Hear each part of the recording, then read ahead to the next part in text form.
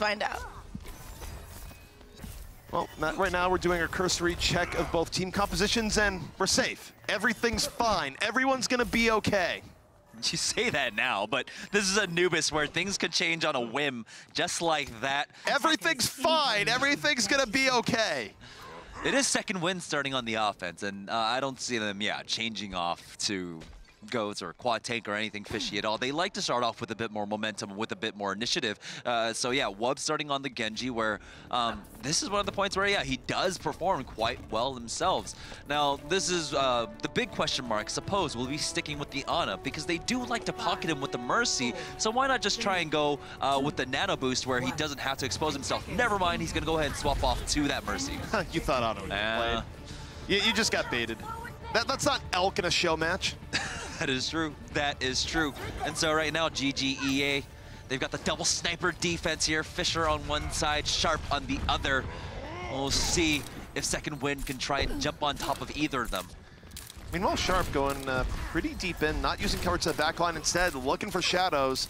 Tense moments, and down he goes. Was very vulnerable on the hook up, and Shadows does not miss his opportunity.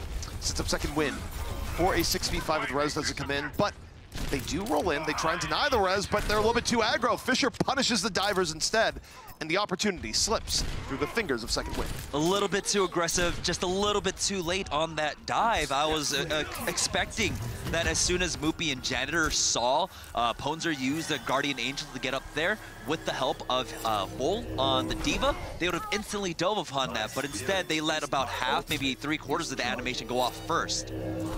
You know what, I want to talk about damage from behind. Look at Gray right now, 77%. Flubby, though, similar, 79. So both Zenyatta's putting in work here so far. Sharp, giving Shadows more respect than expected. Oh! That was a nice reposition that almost resulted in the pick-off of Mercy. Sharp gonna go back the other way. Keeping an eye on Shadows first and foremost, using line of sight as his guide. Fisher down. The dive moving in, looking to deny the resurrection. The Genji chasing down Sharp, so he's isolated from the fight. And Smurf can't primal rage in time. Shadows takes him on out. That is a big pick-off and even a bigger opportunity for Second Wind as they look to move in on the point. Valk and Trans are used by GGEA, so they are running out of the sustain as Vol tries his best. Self-destruct will take out Flubbit, but here it is. Wub with the blade. He's on top of that D.Va, will get the D-Mech, but that's really about it. This team fight was won a while ago, so they will be able to clean that up. That just means now as we move on to point B, as soon as they secure this, they're not going to be able to try and snowball into this, but wow, Smurf is keeping this alive. Smurf going, it's not over until I say it's over, and right now there's still life in me yet. It's only one tick right now for Second Wind. I don't know if GGA is actually going to try and contest this, and no. Yeah, they're backing off. They're not going to do a mistake that we saw earlier in the day where Legion went too heavily back in on Full Sky. They're going to go, actually, we're fine with chilling back at base. So Wub has used that play. That means that GGEA, they don't need to go into emergency, one of our DPS go over to Brigitte while we try to hold this. They're not going to be able to snowball that well into this.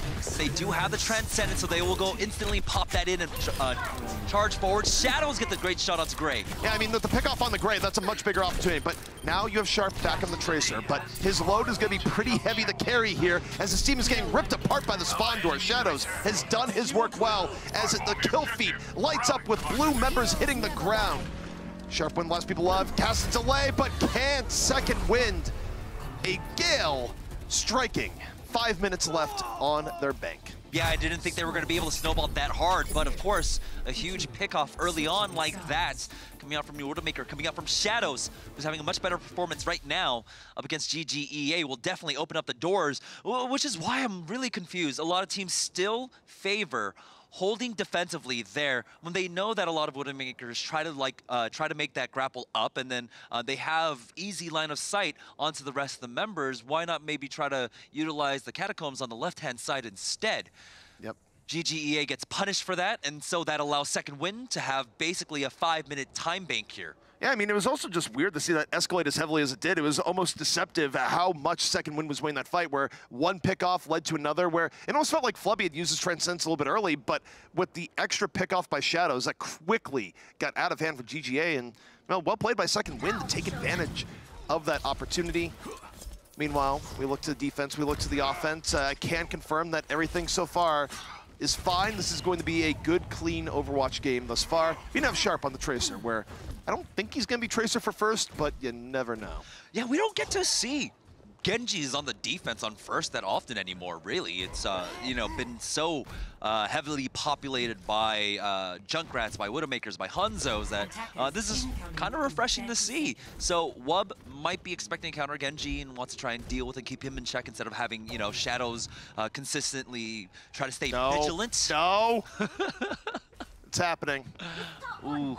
I mean, honestly, you curse yourself at this point. Yeah, I mean, I kind of looked at it as like, wait, Gray's on Orisa. This doesn't make any sense. What are you going to swap to here? Wait. Wait. They're going full dive. The dream is alive. They don't want any kind of, you know, really slow build-up into this, right? Second wind. They set a very fast time, and to do similarly, you need a very fast composition that can instantly win out a team fight. And what composition is that? That's dive. Yeah, and GGA, they're going to be biding their time. Pones are trying to stay out of the line of fire. Is going to break line of sight of Shadows. Shadows for now. Focused more on Chunky Tanks. Knows he doesn't have to worry about the long-range threat. And speaking of Chunky Tanks, Sharp, actually on the other end, was going for it. Taken down by Flubby. Fisher's diving in, but doesn't have the support he thought he would because Sharp is long out of it. Surrounded by enemies on all sides. But still, drawing a lot of attention. The rest of GGA was going in through the front, but I think they're going to hold back and wait for Sharp. You're going to still be able to contest here on the high ground now. The Mega Health Packet is about to come back up, so Mookie can play a little bit more aggressive because he does have that back. But oh, what a great dive! They get right on top of Suppose and take him out. He had nowhere to go. He went to the back and found Smurf there instead. And both supports gone now for second win. GGA, they've taken away second win's lifeline. And now you look at their health bar, saddest thing ever. Fisher cleaning up 4 kills for Fisher. Sending him back to spawn, and that was ridiculous. He has a blade for point B. Yeah, Shadows was the 7th man on that play for him, as Fisher with a beautiful deflect gets it onto Wub there, takes him on out. So yeah, he's got the blade. That means that second win are in panic mode, so Shadows has to swap over. He goes to Brigitte, and he wants to be able to shut down Fisher here. We'll see if GGEA support Fisher, send in Smurf and Bull first to try and body block up against that shield bash coming out from Shadows. Forget body block, if you're gonna send Smurf, he's gonna send some chaos here. Super close to a Primal Rage. Moopy gets his up first, but all this is gonna do, it's gonna feed Smurf. Here comes a blade first, no Primal Rage required. Fisher takes down his counter, making Swiss cheese out of the opposition right now. 2 quick pickoffs. You have a blade on the other end though. Wub looking to equalize, nowhere to go. The Transcend ruining his life right now as the blade goes away, and GGA looking quite confident here as they move on to point B, and they could set a quicker time here, Jamerson. Yeah, they're at 5 minutes and 49 seconds now. They are about to secure the second tick. They back away as they clean up the members of Second Wind, making sure that they're safe, but taking a look at the charge. It doesn't quite connect as the Transcendence is used, and so the Reinhardt is just way out of the fight right now. He's trying to get back in as Shadows only gets a D-Mech on Vol so far. And GGA, right now the goal is, oh, don't get picked off, but Wub punches Sharp right into the pillar, gets Smurf for good measure as Second Wind, the emergency Doomfist, actually gets some results for once. Fisher, though, brings out the blade, and it might be all for naught. He picks up another 4 kills on point B. Fisher's a madman right now. The Genji going absolutely wild, ruins Wub's heroic Doomfist. I said too much too early, and GGA is coming right back in. Yeah, Wub's back with that Doomfist, got the D-Mech. Moopy helps him to finish off the Pilot Diva, but Fisher's still alive. He picks up 2 more kills, and now this man is a one-man army, but he might have just fallen. No, he stays alive. How does he keep doing this? Fisher still in, Sharp back into the fray. And this is looking like GGA might take the point after all. Smurf stomps 2 people in the back. And off of ungodly Genji performance here by Fisher, GGA just a little bit away, but it's not over yet. There's a little bit more delay coming in, but it's about over. Now Shadows, though, has taken out Smurf with that pulse bomb. That fight has gone on that long. He was able to build it up, but with the Resurrect, they are back in full force. Here comes the Earth Shatter, but it's covered. The Transcend there to keep him alive. A 3rd blade for Fisher now. He brings out the blade again. It's so sharp. It's so sharp. Takes down 2, and I'm not even talking about the player. Fisher back on in, and that was a Genji round for the ages. When you got to bring your team over the finish line. Wow. 3 blades helps. Yeah. 3 blades definitely helps there. self-sharpening scabbard there. He's just like, it's good. Bring No, it it's back kind of out. like Attack on Titan, right? You just kind of dislodge the blade and then attach another one. Yeah. And pull it out, yeah. But Wup, if it weren't for his heroics with that Doomfist, it could have been drastically different. GGEA could have walked away with the time bank lead, but Second Wind were able to delay long enough. They swapped off to the Moira. They were able to get a lot more stall out there. Moopy on the Reinhardt tried his best to stay alive. But yeah, it was definitely the stall, I would say, mostly coming out from Wup there that really kept Second Wind in this. We do have a change-up for Second Wind, comparing one defensive round to the other. It's going to be Wub coming out here on the Hanzo as opposed to the Genji, where Wub's Genji has been very good so far. His other heroes a little bit more hit and miss. But we'll see how this works out here for Second Wind, where, of course, Wub is going to be looking to pressure Sharp a little bit more, where if you're a Tracer going in, you can take out Hanzos, but you have to be real careful because it's very easy for them to overpower you, especially if you run a little bit low on mobility. Yeah, and we'll see if this double sniper composition can really keep Fisher in check.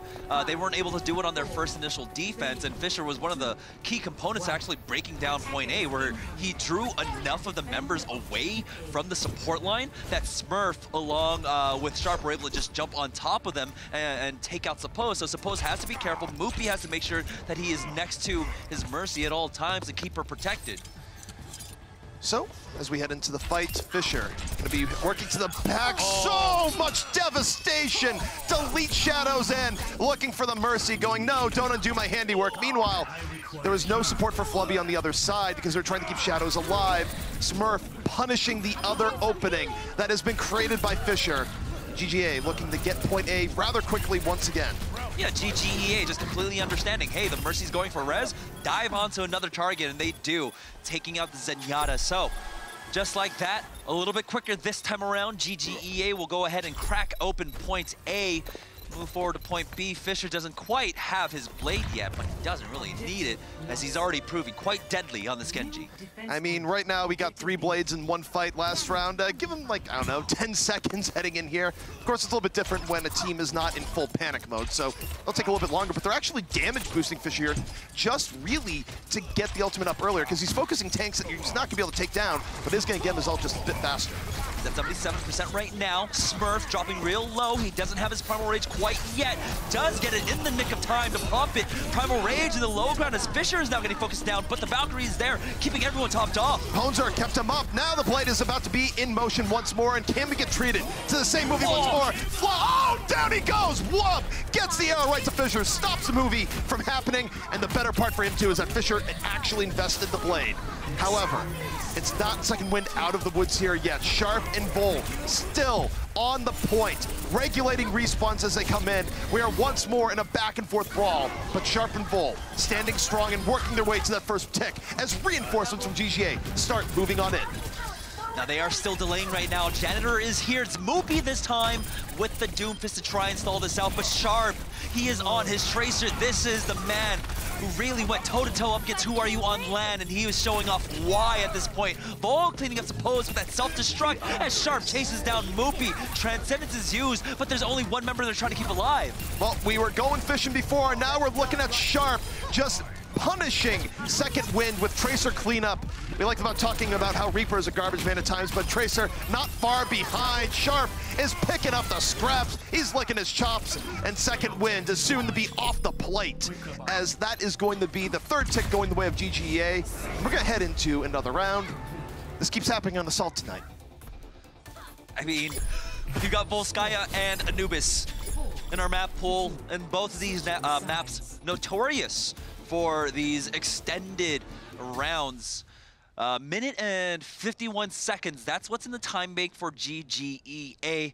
Second Wind, they've got 5 minutes. Well, if they get, of course, point A, they'll have 5.5 minutes, essentially, to complete out this map. But they need to do it with time, especially. We'll see, neither team really able to mount much of a defense, especially on point A. And it's been off the back of a lot of stellar Genji plays so far from either side. Putting it lightly there, especially with what we saw from Fisher a moment ago, where I know Fisher is good at projectile DPS, but that was surprising even to me, just what he was getting on Genji, where, look, I mean, part of those moments too are opportunities made by your teammates, opportunities that come up by happenstance, but that was a ridiculous run on Genji for Fisher, and Now, he's not going to be on Genji. He's going to Hanzo. Taking a page out of Wub's book here. Yeah, I mean, one-shotting the Widowmaker from the get-go, that's creating your own destiny, right? A real man creates his own destiny, Billy Zane.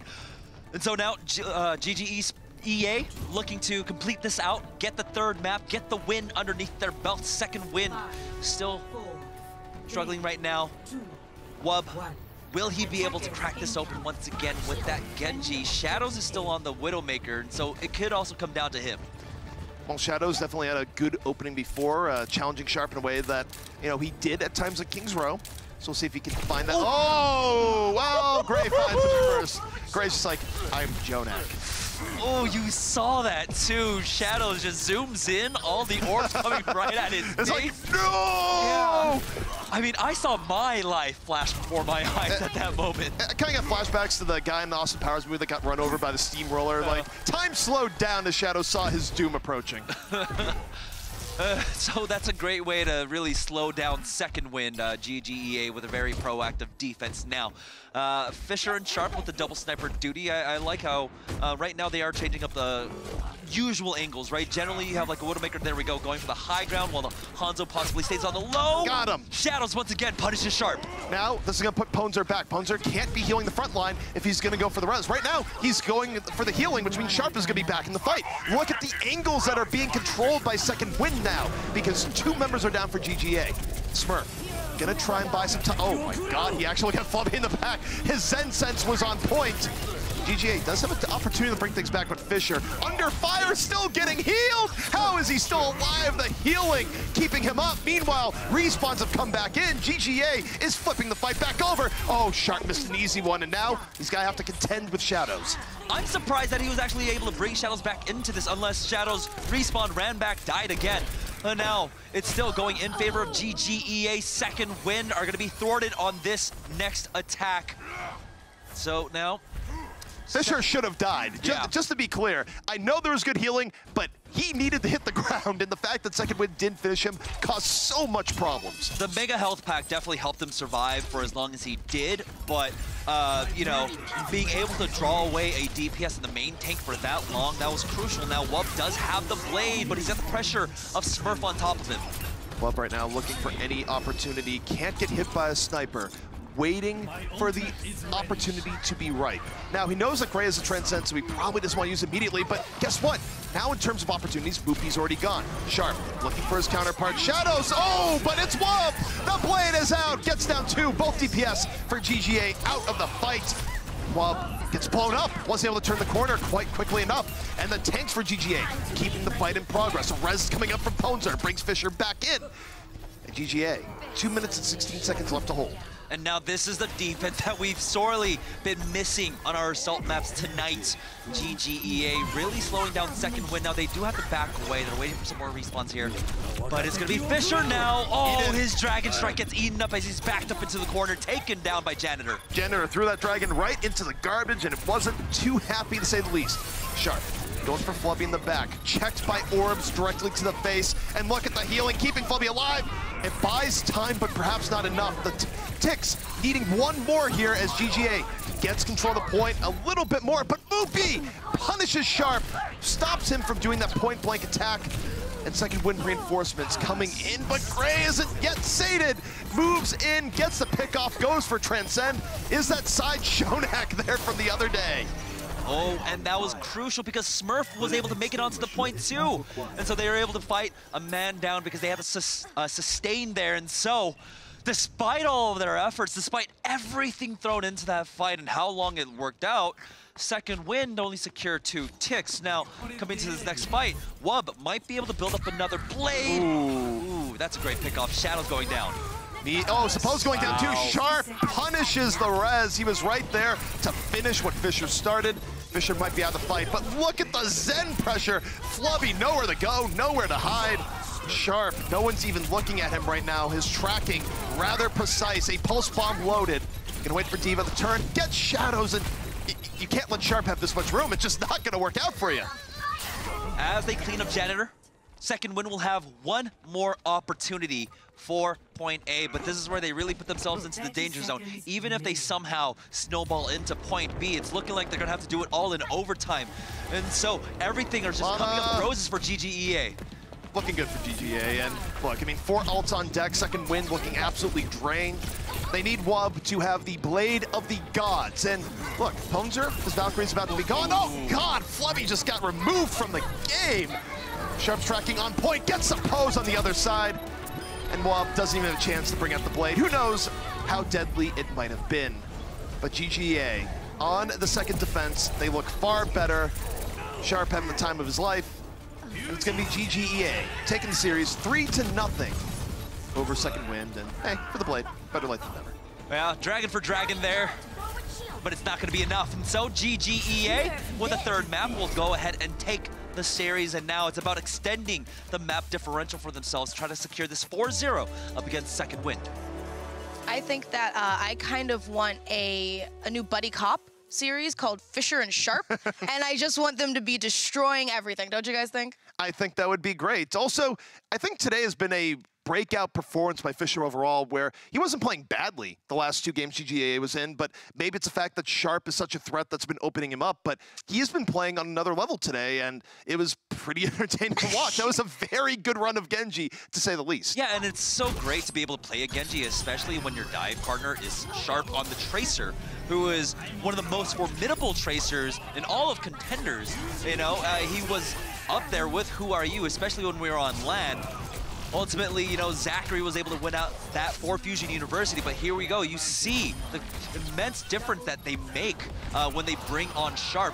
Fisher opens up like something we haven't seen from him in the last 2 seasons. Yeah, you think those scenes are cut together, but it's actually just blade after blade after blade. Yeah. It was just like 3 blades, 1 fight. What was ridiculous about his 3 blades is 2 of them got 4 kills. Yeah. Like, that's just insane. Like, forget Roadhog being a one-man apocalypse. It was Fisher. It was obscene. Yeah, the apocalypse comes with a sword to the gut, as it turns out there. Ooh, that's not a good apocalypse. No, it's quite a painful way to go. It's not great. But Fisher was having the time of his life there. And also, we haven't really mentioned it, but Aid has been missing for GGA, and he's a very, very good main support. But I think Ponzer's been playing pretty well in his absence. We saw multiple moments where Fisher was getting healed, was able to shake pressure. And even though I think Ponzer got picked off in places that maybe Aid wouldn't have, it hasn't been bad for whatever sort of emergency replacement has been going on. No, definitely not. I feel like this support line, as long as they have Gray there as that flex support for them, it is going to be pretty solid because he is also a very vocal support in that regard. Trying to get, if you get rid of someone like Gray, it completely changes just the makeup of your team. Yeah, it's a fair point where we haven't given Gray quite as much love here because of the crazy DPS plays, but Gray was getting good pickoffs, and you can't understate his impact behind the scenes where he is that vocal shot caller, and I think that GGA has definitely had their head better on their shoulders today than they did last week, where inexplicably Gray was just not playing. We also can't go without mentioning Gray's Jonak-esque like sniper shots from across the map. It was really impressive to see him not just land those shots, but land those shots quite consistently. It's something that you don't see as often. I mean, Gray is old guard support in Overwatch. He's been here for a long time. He was on Cloud9, of course, in the Contenders for 2017, and one of the few people that was kind of a fringe case for OWL, just didn't barely make it, but certainly trying to get in there this year. And I mean, he's been solid for GGA all year long. We also have to point out that that was just a single replay, all of that insanity. That wasn't like a medley or a montage. That was just carnage. Yeah, we just have like an AFK kind of like, you know, computer in the back that just records Sharp the entire time. That's all that's going on. Clearly, it proves to be useful. I mean, it's also one of those things where sometimes in the highlight end productions, like, oh, geez, what do we highlight? It's like, here, all of this, just one long clip of Sharp. That'll do, Pig, that'll do. Hey, well, our next map is going to be our question mark map, as things tend to go to who knows on Rialto, so who knows what we're going to see. Well, Rialto, it is a touch of chaos, so to speak, where you lose the first 3 maps, you go, Rialto, what could happen here? Well, it's the Junkertown of Contenders right now, right? Of Season 2 Contenders, so anything really can go. We can see goats, we can see quad tank, we can see solo support. Lots of things have been happening here. Also, the one pick I really like on Rialto that I hope we see more, and we have seen a reasonable amount of, is Pharah, where I think the map gives Pharah more cover than most other maps in the pool. So it means if you do have a good Pharah, you can let it go and see what happens. Yeah, it's very similar to like Dorado, where you can really abuse the buildings and the rooftops, especially with your booster pack. Yep. All right, well, let's see what happens on this chaos of a map. We got a Pharah. Do we have a Pharah? No. But do we have Goats comp? No. I'm okay with this for now. I'm trying to figure out what that drone was. I mean, drone technology has gotten absolutely absurd nowadays, and I can't imagine what it looks like in the Overwatch universe. Yeah, I mean, drone technology has gotten to the point that the Navy has had to develop lasers to shoot drones out of the sky, but... Lasers? They have lasers now. On their heads? Not on their... No, but on ships. So, like, a Navy ship could just, like, laser drones out of the sky now. It's pretty great. That's pretty nuts. That has become a reality. Have you seen the drone that they use to clear power lines with a flamethrower? No, but that sounds incredible. That just sounds like something that should be like in a battle bot showdown type of thing, where, by the way, the flamethrower bots actually don't do too well. It's just the bots that try and flip other bots. Oh, yeah. No. The flips and the spinner bots. Yeah. The faster you spin. It was basically Season 3 Overwatch. The lawnmower bots, really. Yeah. All right, so now it is second win once again on the offense. They're going to go for the double sniper, solo support. So Flubby is going over to that Roadhog. We'll see how well he can work in conjunction with Moopy to try and get these pickoffs for his team. We've also got the solo support from the defense. Mirrored comps. I'm okay with this from the second win then. Flubby's been having a rough day, to say the least. Now, if you're going to remove Flubby from the equation, you got to go through 600 plus HP. So reasonable swap up, especially for how Rialto goes. Wub had an opportunity. Ponzer, though, going to shake the pressure. Goes back the other way, and Flubby, well, I guess 600 HP was not enough. Going to be the first to fall here, but it's even trades. GGA had to invest a lot for that. They're getting thrown back. See if Sharp can get a pick off here to send things the other way. Just going back and forth, but now finally in the favor of second wind. Sharp saw a D.Va running towards him. It was actually full, but it was like, oh, okay, I'm safe here. Still have to run away, though. But we've seen a lot of teams be able to come back in here for a clutch defense. So second win, they cannot let go here. They have to be careful. GGA is going to take one more crack at this defense, but they got to touch a point. It's 4.7 meters. Almost went to a letter and a number there. But Sharp, looking for his counterpart. Nice positioning here from Shadows, able to shake the pressure from Sharp. Sharp can't invest anymore, and here comes a Dragon, making some room. That's Wub shooting that off, but one good Dragon deserves another. GGA firing back in this Dragon Warfare, and Shadows loses that one to Sharp, and GGA starting to push their way back. Literally push, using that whole hog, and so they will be able to take out Smurf and Bull, and now everyone is falling on the side of GGEA. And that's the big strength about the Roadhog here, and especially if you trade off for one of your supports, is that he does offer that utility. He built up that whole hog, and he's able to just zone everyone off the point. And now as we move on to the second phase, we don't have anyone making any swaps quite yet, so we're sticking with mirrored compositions right now. No second supports coming in from either side. And so far, I mean, I don't think second win has to change anything up. Wub has been having a very good opening here so far, probably the best I've seen him on a non-Genji hero. And they're gonna have a slight edge as before. Gray almost getting picked off, and he is! Flubby finishes him off, doesn't let him get away. The Dragon gonna make things nice and clean, doesn't let the resurrection come into play. Second win, working with this two-man advantage, soon to be three, as well as nowhere to go. Yeah, again, this is just one of those like easier to execute compositions in Overwatch, right? You wait your cooldowns, you wait the 7 to 8 seconds to get the hook along with the halt in sync, and then you go for that. You get a pick and you win the fight essentially, as long as you pick off someone. Halt hook doesn't connect on the opposite end, but Valkyries will be used coming into this next fight. Shadows, meanwhile, on the sky, looking for anything. Flubby out early, but Sharp takes an arrow right to the other side. Meanwhile, it's just Wub, and more Wub right now. We are in a dubstep commercial. We're just living in it. Fisher, though, trying to bring it back. One Dragon going one way, another Dragon going the other way. GGA getting the better of the Dragon trade here as Fisher finds a way through. Now Sharp getting the D-Mech onto Janitor. Second win will go for that reset. Ultimately, forcibly reset by GGEA. Second win, though, still have plenty of times, and now they are making the swap-offs. Moopy going over to the Reinhardt Flubby, now over to, never mind. No. You got what you wanted, ZP. Oh wait, you didn't want this, sorry. I never wanted this. I never asked for this. Never asked for this. Well, here it comes. What a doubt. Yeah, well, they're in some doubt right now. We'll see if they're able to break it out. Gray holding on to the whole hog. He might just let this fly. Janitor's down, so who's gonna eat the whole hog here? No one. Halt comes in, and Gray gonna let it ride. Nothing really getting in the way of that, but he doesn't want to take so much damage. He ends up falling, so backs out. Heavy disruption coming in. Maybe we'll see a dragon here in just a moment. This would be the ideal time. Oh, Vol able to pick off Wub here. Now we've got, of course, the Valkyrie being used by the opponents. They're trying to keep his team topped off, and it will pay off. Fisher with the Dragon Strike. Second Wind had no clue where that came from. They will be cleaned up. That was a storybook. We're watching it. I was just like, I don't say that for no reason. It's like, oh, it's the ideal time. It's like, you have 3 people turning their back to a man with a dragon. That only ends one way. The dragon eats quite a few people. No one can hide from Now Second Wind, they doubted it. They're gonna continue to doubt it, and they're gonna stick with the GOAT's composition. They do have that Coalescence, but the problem is it's difficult to punish with the Coalescence right now, especially with the composition that GGEA have. The frontliners in Smurf and Gray can really negate a lot of the damage with both of their abilities in either the Smurfify. Smurf under pressure, unable to get away. The speed boost just catching him off guard. Second Wind moves on forward. Marisa out of the fight. Fisher under pressure, 1 HP on the other side, but he's still alive.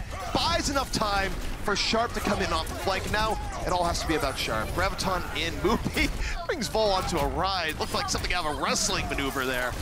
And Second Wind able to solidify. They were in doubt, Jamerson, and they're goatsing it out. That's why you don't doubt the GOAT's composition. It's already paid off for them. And now this is where it becomes dangerous territory for GGEA. Second Wind are really starting to get into that kind of rotation where they use a grab, and then the next fight they're going to go ahead and use the Earth Shatter, which buys enough time for Shadows to build up another grab. So we'll see if they can really chain these into the next few fights. Well, to a degree here, it's going to be about Moopy, right? Where you want to keep the camera on Moopy here, see what he does. Supercharger in, drops a Shatter, but it hit the shield. He didn't go quite far enough. Meanwhile, we're back on Fisher. Has a Dragon Strike, gonna just layer that in. Second Wind, they have to take a step or 2 back. Supercharger still in play for GGA, and they got supposed, but look at that self-destruct, forcing readjustments, but nice shield, does the job, and Sharp on Pharah, rare treat here. Gonna do well enough to buy GGA some time. And this is the thing we learned about the GOAT's composition, right? Eventually someone figured out Pharah. Pharah's pretty good up against this, and so Sharp swapped off in that last fight, and during that time, he's built up 66%, he's gotten free rockets off, and they still don't have an answer to it from the side of Second Wind.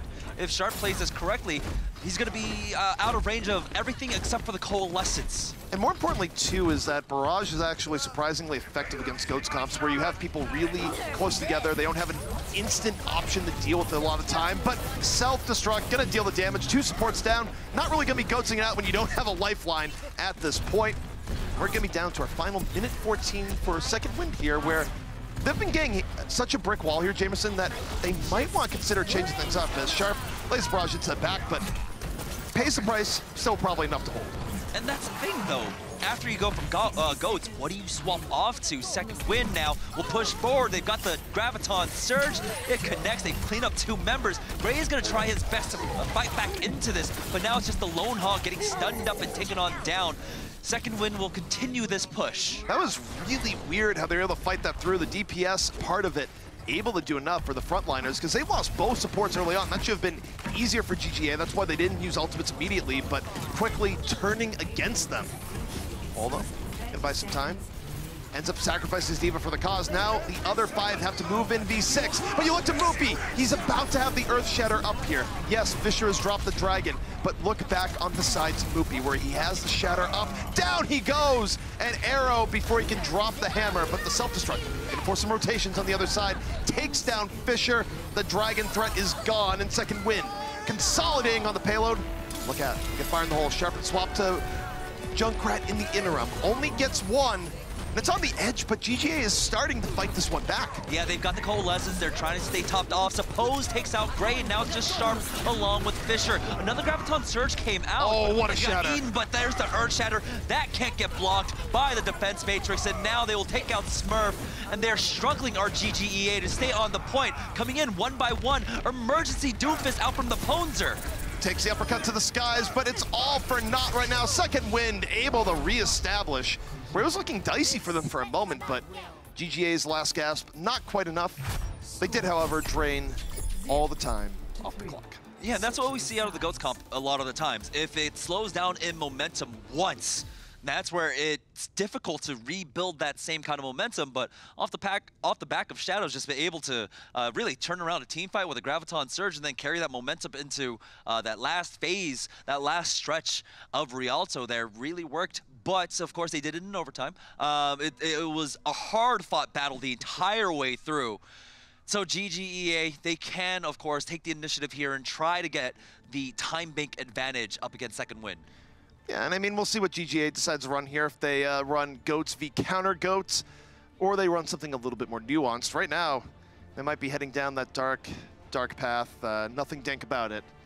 Quad tank. No, Fisher, the hero we need. Going Hanzo. Well, the surprising thing is they opened up their defense with the solo support composition.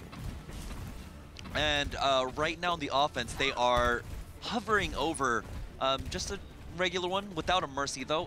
Ponzer is going to be on the Lucio and Gray on the Zenyatta. So it's odd that they deviate from a composition that teams kind of agree is really good here, especially on point A of Rialto. Yeah, the change-ups are interesting. I mean, the most I'd say for Rialto is that it's anything but an established science at this point, where, I mean, really, teams don't know exactly what they're doing. You see weird moments where teams think they can delay, and then they just get completely crunched. So I would say right now it's more of experimental battlegrounds, if nothing else. So it's going to be Sharp. So they're not going to be going for double sniper. Instead, they're going to go ahead and give up one of their DPS to get that Roadhog in. So it's still triple tank for GGEA, just the solo DPS now in Fisher. And why not? Fisher's been doing a good job this entire series long, but it's double sniper coming out for a second win. They are running the solo support triple tank composition. So there's a lot of beef behind this. Yeah, I mean, it means that it's going to be a harder sell here for GGA, where Fisher has to worry about not one threat, but two. However, GGA is compensating for that with a beefier presence here on the point. So they're going to try and bully things out their tank play, but they lose Vol immediately. Getting D-Max, Sharp shows his head to Shadows and often regrets it. Now, he's going to get brought back up, but so far, it's been hard for Fisher to get the full pickoffs and get the fall through. He is at 85%. It just hasn't been that critical finishing damage here just yet. Fisher trying to take some peeks from the left-hand side, was not able to get anything off of it. But this is a great delay coming out from GGEA. They're just holding at the corner here, going for another halt hook, almost connects, but looked like the ledge might have just broken the line of sight long enough for the chain to become dislodged. Valkyrie's gonna get popped now by Second Wind. Dragon out for both sides, double Dragon in play. Where's Billy and Jimmy when you need them? But Fisher gets Janitor off that. It's enough distraction for GGA, and they're starting to rise above the chaos a little bit as Fisher plunks Suppose on the other side. See Shadows trying desperately to fight this back on the other end, but missing the shots and doesn't have a whole lot of room to work with either. So Shadows will back off as as Flubby tries his best to delay. Second Wind will have an opportunity here, but it's going to be difficult. Moonbee has the lone tank to try and walk forward with this Reinhardt. Janitor and Flubby should be able to rejoin him, but Flubby has now swapped off. He's going over to Zenyatta. He wants to add a little bit more extra sustain to Second Wind. I mean, he's going to be looking to add sustain, but he also adds another target for Fisher here at the Hanzo, where Fisher's been struggling to get early pickoffs, but Flubby has been a very oftenly chose target. But now, got the supercharger in. Fisher powered up. 3.3 meters for this first point for GGA. And Second Wind unable to sustain. They're getting grinded down into the dirt right now. This whole hog going to be accelerating that process here for GGA. Now, we'll see if they make any swap-offs. Will Sharp go over to maybe the Widowmaker or the Tracer? Instead, it looks like he's just going to ride this through with the Roadhog, and why not? He's still very strong. There's not enough room on the payload. Yeah. They're knocking each other off. We need more seats. Well, in any case, Fisher's just like, well, you know what? I'll make my own path. It's quicker to run anyways, and right now he's just looking for a good Dragon opportunity. This could be it. They're all clumping up together. It's time to let the Dragon fly. I'm surprised he actually didn't go for it there. You see 3-4 members in a doorway. You kind of, you just licked your mouth and you're like, all right, here we go. All you can feast buffet for the Dragon, but here it comes out. But it's second wind of all people with a double sniper composition, taking out both Gray and Smurf. How did Ponzer die? Very weird. I think he might have fallen in the canal there, and yep, that's going to be a full turnabout for second wind. Wub going wild, and here's the interesting part is that second wind didn't have to transcend nor Valkyrie to deal with that Dragon, even though it looked like the Dragon was kind of on point. Uh-oh. We have Sharp going to Zarya. Fisher, don't do it, buddy. Don't do it. No, I don't think you need to go full goats here. I don't think you ever need to go full goats. But triple tank has always been like a strong composition, especially when you have like the combination with the Hanzo and the Zarya. That's all you really need ever as a win condition in a team fight. Well, Gray got picked early. Shadows making his presence known here once more. And GGA just looking a lot more lost on Rialto than they do in other maps here. And I mean, you lose Ponzer, you lose Gray, you don't have any supports back. It's time to reset. They're down to their final 2 minutes and 37 seconds. They haven't really gotten very far on second yet. Yeah, and Rialto particularly for the current meta where double snipers is good on almost every single map. With the number of different angles you can choose to peek from. There are so many different angles that you can come out that it's difficult to try and cover them all, so the snipers just have free reign essentially now. Shadows having a pretty good day so far with this Widowmaker. Meanwhile, we got Wub, another Dragon charged up. Fisher probably gonna have one in a moment if the fight takes a little bit longer to set up, but Shadows is already down. This is gonna pressure Wub to very much have a good moment where, yes, we've gotten Shadows back up, but Wub got Smurf. Smurf went a little bit too deep. Now, we're gonna be looking at these dueling Dragons once more, but Fisher's down. Flubby gets his revenge, the secondary fire, making short work of him. Not gonna be able to be rezzed up this time, and now, second win, they know that. They're gonna take the initiative. They start moving on forward. I don't even think Wub needs to use the Dragon. Yeah, in that last fight, Moopy actually got a decent Earth Shatter off, was able to bring Smurf and I believe Bull down, and that's how Wub was able to punish off of that. I thought it might be a little bit of a scary proposition for second win to continue to be aggressive after Smurf was rezzed back into this, but they punished correctly, and so now they are in this driving seat as GGEA are down to 1 minute and 10 seconds here.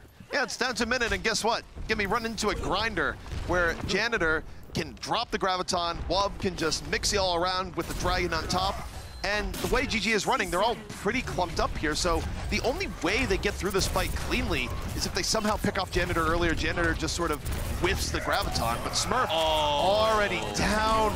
And the big part there is now they don't even need to use the Grav potentially. Now, they lost Shadows, but he was resible, so they buy time, and more importantly, gets to hold that Grav.